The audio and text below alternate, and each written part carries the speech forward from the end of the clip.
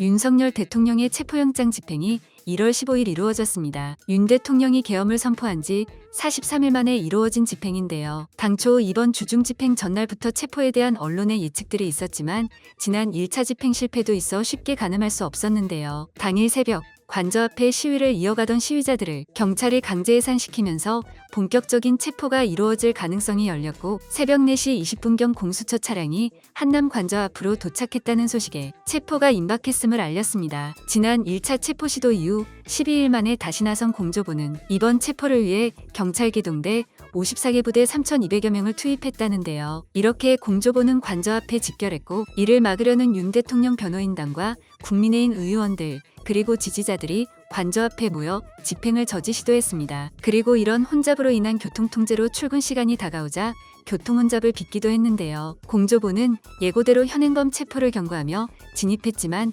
이들과 2시간 대치를 이어가며 실랑이를 벌였습니다. 하지만 큰 물리적 충돌로 인한 불상사업 시 1차 저지선을 넘어 관저로 향했는데요. 이후 2차 저지선도 사다리를 타고 버스를 넘어 철조망을 자르는 등 2시간여 만에 비교적 수월하게 관저 진입에 성공했습니다. 하지만 그 이후에 윤 대통령 측과 영장 집행에 대해 실랑이를 벌이는 등 협상을 핑계로 지난한 시간이 계속 흘렀는데요. 결국 체포영장 집행은 시도 7시간여 만에 윤 대통령이 과천으로 이송되며 마무리되는 모습을 보였습니다. 그리고 그 이송 과정에서 윤 대통령은 스마트폰으로 급히 촬영한 듯한 영상을 메시지로 내보내며 영장 집행 등 관련된 것을 전면 거부하는 입장을 다시 한번 강조했습니다. 한편 한남동에서 시위를 이어가던 현장의 집회자들은 환호와 탄식에 휩싸이는 상반된 모습을 보였고 소셜미디어 X에서도 윤 대통령 영장 집회 소식이 역시 화제가 되며 많은 게시물이 이어졌습니다. 하지만 과천 정부청사 앞에서는